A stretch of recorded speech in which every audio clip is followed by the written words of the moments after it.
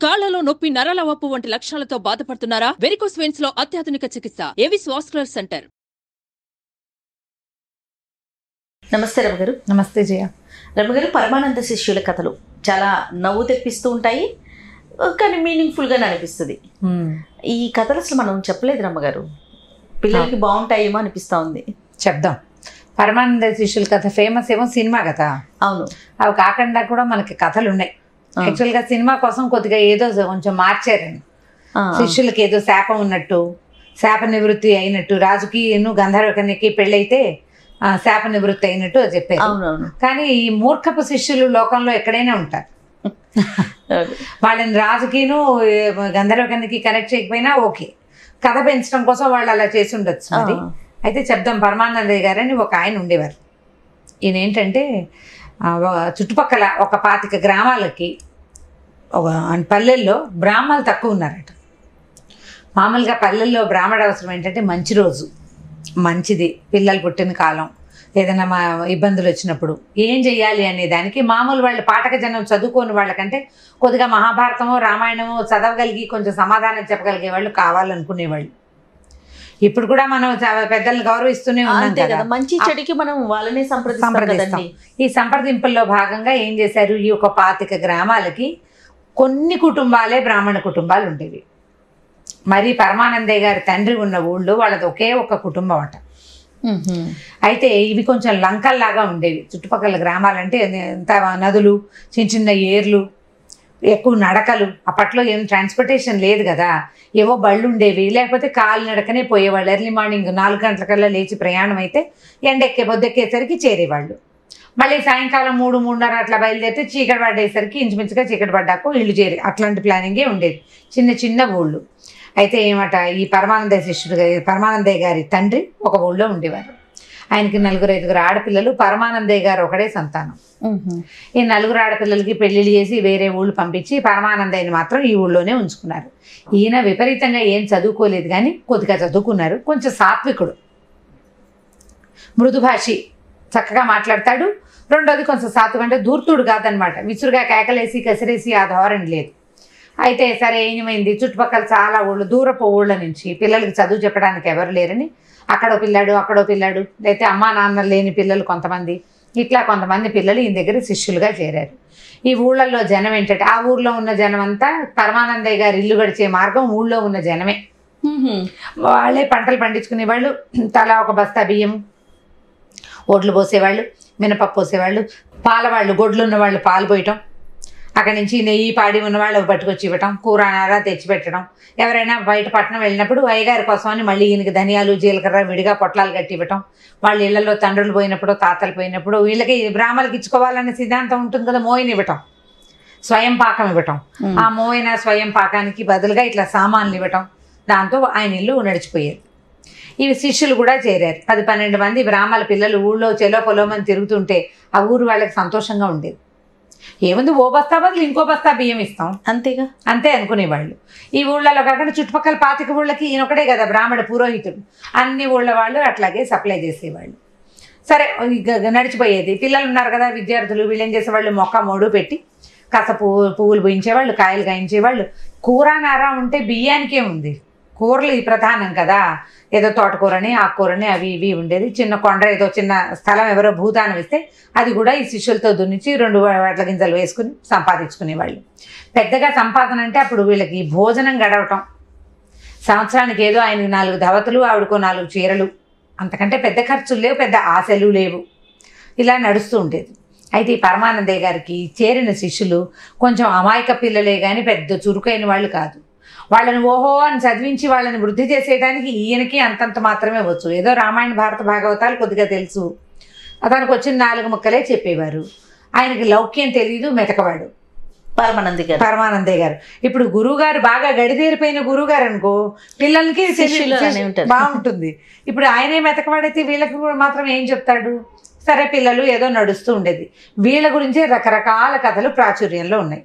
అయితే ఒకసారట మన ధనుర్మాసం వచ్చింది. ధనుర్మాసం అంటే డిసెంబర్ 15-16 తారీఖుల్లో వస్తుంది కదా. ఈయన ఏమనుకున్నాడంటే చుట్టుపక్కల గ్రామాలందరి దగ్గర ధాన్యంతో కళకళలాడుతుంది, వాళ్ళు మోసుకొచ్చి ఇచ్చేవి కాకుండా మనం కూడా అన్ని ఊళ్ళకి వెళ్ళి ఏదైనా 2-3 ఊళ్ళకైనా దగ్గరలో ఉన్న ఊళ్ళకి వెళ్ళి కనపడితే మరి కాస్త ఎక్కువ సంపాదన వస్తుంది, పిల్లలు మనకు పెరిగిపోయారు, 11-12 మంది పిల్లలు అయిపోయారని అనుకున్నాడు. అనుకుని తెల్లవారుజామునే లేచి ఏవో 2 గ్రామాలు పెట్టుకున్నారు దగ్గరలో ఉన్న గ్రామాలు.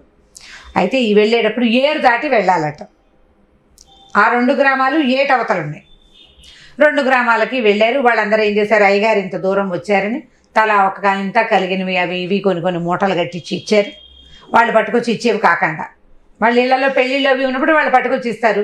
ఈయన స్వయంగా వచ్చాడు కదా, పైగా ధనుర్మాసం అయ్యగారు స్వయంగా వచ్చాడని వాళ్ళు ఏం చేస్తారు, అన్ని మూటలు కట్టారు.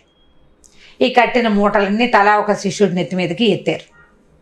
ఒక రైతు ఏం చేశాడంటే బండి కట్టి ఈ ఊరంతా తిప్పి 5 రాళ్ళకి ఈ బస్తాలు మూటలు అన్నీ మోసుకొచ్చాక ఇప్పుడు మొయ్యాలి కదా, ఇది ఊరంతా మొయ్యకుండా ఈ శిష్యులందరినీ నడిపించాడు, వస్తువులన్నీ బండిలో పెట్టాడు.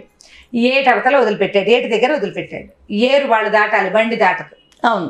తీరా ఏమైంది, వీళ్ళు వెళ్ళేటప్పుడు చిన్నగా పాదాలు కూడా మునగనట్టుగా ఉన్న ఏరు బాగా దడదడలాడుతోంది. ఉధృతి పెరిగింది. కొద్దిగా పెరిగేసరికల్లా తెల్లబోయారు వీళ్ళు. తిందుంపదేగా పొద్దున ఏమీ లేదు, ఇప్పుడు ఇలా వచ్చేసింది, ఏరుకి పోయే కాలం, మనం సంపాదించుకుంటుంటే ఓర్చుకోలేకపోతుంది అనుకున్నారు. సో ఒక శిష్యుడు చెప్పాడు, గురుగారు ఏరు భలే దుర్మార్గం అయిందండి, ఓసారి దొంగ ఏరు ఏం చేసిందో తెలుసా, మా తాతని అన్నాడు. ఏమిట్రా ఏం చేసిందిరా మీ తాతనంటే, వాళ్ళ తాతట ఉప్పు బస్తాల వ్యాపారం చేసేవాడు. ఉప్పు తెచ్చుకుంటున్నాడట.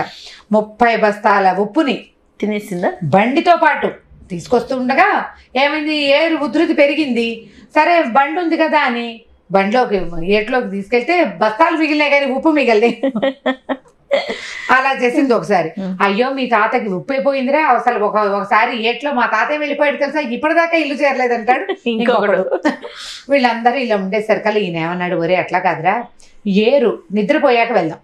ఎవరు గురువుగారు చెప్పారు, ఏరు నిద్రపోయిందో లేదో చూసి వెళ్దాం రా అన్నాడు. అనేసరికల్లా ఇప్పుడు ఏరు నిద్రపోయిందో లేదో చూడాలంటే ఏం చేయాలి, ఈ శిష్యుల్లో ఒకడు ఏం చేశాడు, పక్కన చాకళ్ళు బట్టలు తుక్కునేవాళ్ళు కమ్ము విడవటం అని ఒక ప్రక్రియ ఉంటుంది.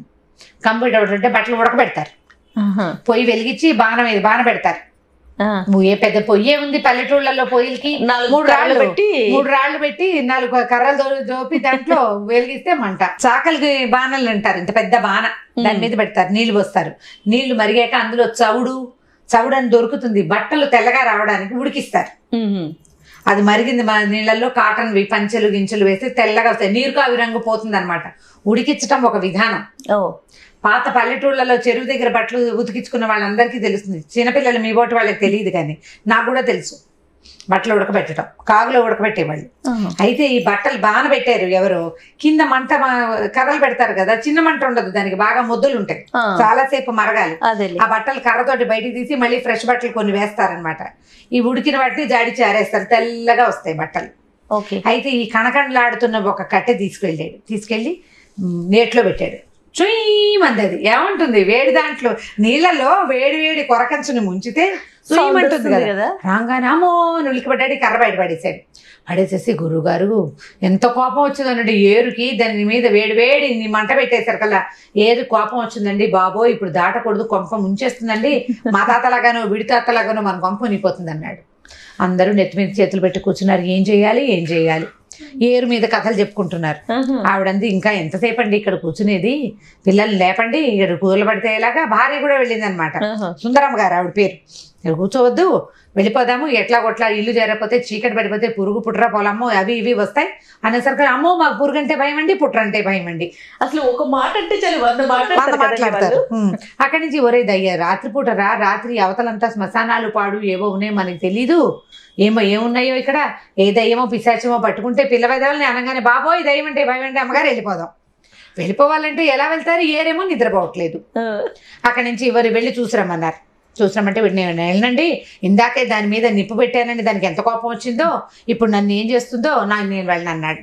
ఇంకొకరిని పంపారు, ఒరే తోడుగా వీడు వెళ్తాడా, పడుకున్నావా లేదా అని అడిగిరమ్మంటారు. సరే దగ్గరికి వెళ్ళి చూస్తే ఏరేమో కదులుతోంది, పడుకోలేదు. ఏం చేయాలి, ఇక ఆవిడ తిట్టడం మొదలుపెట్టింది, మేము తెలివితే వెళ్ళారనట్టే ఉంది, ఎప్పటికి వెళ్తాం, ఇక వెళ్ళొద్దా అని తిట్టింది. అసలు ఏరు పడుకోవటం ఏంటని కనీసం ఆవిడ కూడా చెప్పట్లేదు. వాళ్ళలో వాళ్ళు మాట్లాడుకుంటున్నారు, ఆవిడ విడిగా గట్టి మీద ఎక్కడో కూర్చుంది. ఎప్పటికి వెళ్తాం, ఏరు దాటండి. అయితే ఏం చేశారు, ఒకళ్ళనొకళ్ళు నువ్వంటే నువ్వు నువ్వంటే నువ్వు అని తోసుకున్నారు. చివరికి ఇందాక కొరకంచు పెట్టాడంటే ఈ కాల్చిన ముద్దు పెట్టాడు కదా, వాడు ఏం చేశాడు, ఆ పక్కన పడేసిన ముద్దును మళ్ళీ పట్టుకెళ్ళి నీళ్ళలో అలాగా అట్లా అట్లా అట్లా ఎలాగోలా వేసాడు. వేస్తే ఈసారి చల్లారిపోయింది కదా, ఏరు చుయ్యి చెయ్యి ఏమనలా. ఏరు పడుకుందండి గురుగారు, కిక్కురు మనలేదండి. ముద్దు పెట్టినా కూడా మాట్లాడలేదు, నిప్పు ముద్దు పెట్టినా కూడా మాట్లాడలేదు అన్నాడు. అమ్మాయ అనుకుని ఏం చేశారు, నీళ్లలో దిగటానికి హడిలు చచ్చి గురుగారు మీరంటే మీరు నువ్వంటే నువ్వని ఒకళ్ళనొకళ్ళు తోసుకుని చివరికి అమ్మగారు 4 తిట్లు తిట్టి, బస్తాలు నెత్తి మీద తెచ్చుకోండి వెధవలారా, పంచలు ఎగ్గట్టుకోండి అని 4 తిట్లు ఆవిడ తిడితే అమ్మ పెట్టే 2 పెట్టాక అప్పుడు ఏం చేస్తారు, సంచులు నెత్తి మీద పెట్టుకున్నారు పెద్ద పెద్దవి, చిన్న సంచులు సంకల్లో పెట్టుకుని పంచలు ఎగ్గట్టుకుని ఈ పిల్లలందరూ మొత్తానికి ఆ 10-12 మంది విద్యార్థులు గురువుగారు భార్యామణి ఒకళ్ళ చేతులు ఒకళ్ళు పట్టుకుని ఏరు దాటేశారు. అది వాళ్ళు మొదట వెళ్తున్నప్పుడు చిన్నది ఇంతే ఎత్తుంది, ఇప్పుడు ఇంతుంది. ఓ మోకాళ్ళు మునిగిపోలా వాళ్ళకి అసలు ఆ కాస్తకే అక్కడి నుంచి దాటేశారు. దాటి యువతలకు రాగానే ఈయనన్నాడు, సూర్యాస్తమయం అయిపోతుందిరా సంజ వార్చుకొస్తాను, మరి బస్తాలు మూటలు ఉన్నాయి కదా మీరందరూ ఇంటికి వెళ్ళాక వార్చుకుందరు కానీ నేనేమో పిల్లలు, ఈయన పెద్దవాడు కదా, ఆయన తర్పణాలు విడవటము సూర్యుడి అర్ఘ్యం ఇవ్వడం ఉంటాయి, పిల్లలు ఇంటికి వెళ్ళి సంధ్య వార్చుకోవచ్చు అన్నాడు. ఈయన సంధ్య వార్చుకోవడానికి వెళ్ళాడు. వెళ్తే అమ్మగారు కూడా ఏరు దాటారు కదా, కొంచెం దడదడలాడుతూ ఉంటుంది. ఏరు దాటేసారు కల్లా ఆవిడ స్థిమితంగా కూర్చుంది. పిల్లలందరూ అందులో పిల్లల్లో ఒకటి లేచి 1 2 3 4 1 2 3 4 చొప్పున లెక్క పెట్టాడు. 11 అందరినీ లెక్క పెట్టాడు. మనం 12 మంది ఉండాలిరా, 11 మందే ఉన్నాం, ఎవడో దిగడిపోయాడురా, ఏరు దొంగ ముఖాది మింగేసిందిరా నాయన, మా తాతని మింగేసినట్టే అని వాడు ఏడవటం మొదలెట్టాడు. రెండోవాడు చీచి నీకు లెక్కలు రావన్నాడు, వాడు లెక్క పెట్టాడు. 11 మంది ఉన్నారు. ఇక లబో దిబో అక్కడి నుంచి ఏమైంది, గురుగారు ఏమిట్రా నాయన ఎందుకురా గోల్ చేస్తున్నారంటే, కాదండి గురుగారు మేము 12 మంది మీతో కలిపి 13 మంది మగవాళ్ళం కదండి, అమ్మగారు విడిగా కూర్చున్నారనుకోండి, లెక్కెడితే మేము 11 మందే ఉన్నాం, మీతో కలిపి 12, 13వ వాడు పోయాడండి అన్నారు. అనేసరికల్ ఈయన ఏం చేశాడు, పరమానందయ్య గారు కూడా తను వదిలిపెట్టుకుని 12 మంది లెక్కెట్టారు. 12 ఉన్నారా 13 ఉండాలి అనేసరికల్లా అయినా వస్తే అయ్యో సుందరం కొంప మునిగిపోయిందే, ఏ పిల్లాడో దిగడిపోయాడు, రేపు పొద్దున వాళ్ళ అమ్మా నాన్న వచ్చి అడిగితే ఏం చెప్తామే అని నేను పెద్దగా గట్టిగా ఆయన కూడా అరిచి కేకలు పెట్టాడు. ఆవిడ పక్కన ఎక్కడో కూర్చున్నది, ఆవిడ లేచి వచ్చింది. ఏమిటండి గోల, ఏమైంది, పిల్లలంతా ఇక్కడే ఉన్నారంటే, కాదే పిల్లలు 12 మంది, నేను 13వ వాడిని, 13 మంది మగవాళ్ళు ఉండాలి, మేము 12 మందే ఉన్నాం. 12 మందే ఉండటం ఏమిటి, లెక్క పెట్టిన టకటకటక 13 ఉన్నారండి. కాదు మేము లెక్క పెట్టాం కదా చూడు కావాలంటే 12 లెక్క పెట్టాడు, తను వదిలిపెట్టి మళ్ళీ 12. విద్యార్థులు కూడా పైగా ఇంత ఘోరగా ఉంటే రగడ లేకుండా ఉండదు, ప్రతివాడు 1 2 3 4 1 2 3 4 4 5 6 7 అలా అంటుంటారు. ఈ గందరగోళంగా ఉండేసరికి ఆవిడ విసిగిపోయింది. చీచి నోళ్ళు మూసుకోండి అందరూ, మీరు కూడా మాట్లాడకుండా ఉండండి, లైన్గా నుంచోబెట్టి ఒకట్లు చెప్పండి అని. గురుగారు 1 2 3 4 లెక్క పెడితే చివరి వాడికి 13 వచ్చింది. అంటే 13 మంది ఉన్నట్టే. 10 సామాన్లు పుచ్చుకొని వెనక్కి ఇంటికి వెళ్దామని ఆవిడ కసిరి కేకలేసి ఈ పిల్లలందరినీ తలా ఒక మూటా బస్తాలు అన్నీ మోయించుకుని ఇంటికి తీసుకుపోయింది. ఇంకోసారి ఈ ఏరు దాటే కార్యక్రమం మాత్రం పెట్టద్దు, ఈ పిల్లగోలు నేను పడలేను. సాయంకాలం నుంచి తల వాచిపోయింది. పాడు పిల్లల్ని తిట్టుకుంటూ భర్తను కూడా 2 అక్షంతలు వేసి, అయినా మీకు లెక్కలు రావటండి, పిల్లలు లెక్క పెట్టి తక్కువ లెక్క పెట్టారంటే అనుకోవచ్చు అంటే, నాకెందుకు రావు, నాకు బాగానే వచ్చు అని ఆయన దాచేశాడనమాట. ఆయన తను లెక్క పెట్టుకోలే. చివరికి మొత్తానికి ఇల్లు చేరారు. ఈ తర్వాత ఇంకా ఎన్నెన్ని సరదా వేషాలు వీళ్ళు వేస్తారో ముందు ఇంకా కొన్ని కథలు విందాం వచ్చే వారం నుంచి. అయితే వీళ్ళకి పిల్లలు లేదా రామగారు, ఇప్పుడు శిష్యులేనా? ఎప్పుడు కూడా మనం పరమానంద శిష్యులే వింటూ ఉంటాం. సంతానం మగ సంతానం లేదట పరమానందయ్య గారికి. ఒక పాప ఉంది.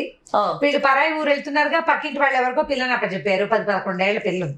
ఆ అమ్మాయి పెళ్లి చేయటము ఆ కథలు కూడా ఉన్నాయి. Okay okay. అప్పట్లో బాల్య వివాహాలు కదా. ఇప్పుడు మనం ఈ కథ చెప్పినాటికి ఒక 7 ఏళ్ల పిల్ల అలా ఉంది వాళ్ళకి. చిన్నపిల్లని ఏం మోసుకెళ్తారు, ఆ పిల్లని పక్క వాళ్ళ ఇంట్లో అప్పచెప్పి వెళ్ళారనమాట. ఇంకా రాబోయే కథలు ఇంకా ఈ పరమానంద శిష్యులు సరదా కథలు మరిన్ని చెప్పుకుందామండి తప్పకుండా. ఓకే రమ్మ గారు. ఓకే చేయ. ఇక ఈ వీడియో కనుక మీకు నచ్చినట్లయితే లైక్ చేయండి, షేర్ చేయండి. మరిన్ని వీడియోస్ కోసం మా ఛానల్ సబ్స్క్రైబ్ చేసుకోండి. సుమన్ టీవీలో మీ పర్సనల్ అండ్ బిజినెస్ ప్రమోషన్స్ కోసం కింది నెంబర్కి కాంటాక్ట్ చేయండి.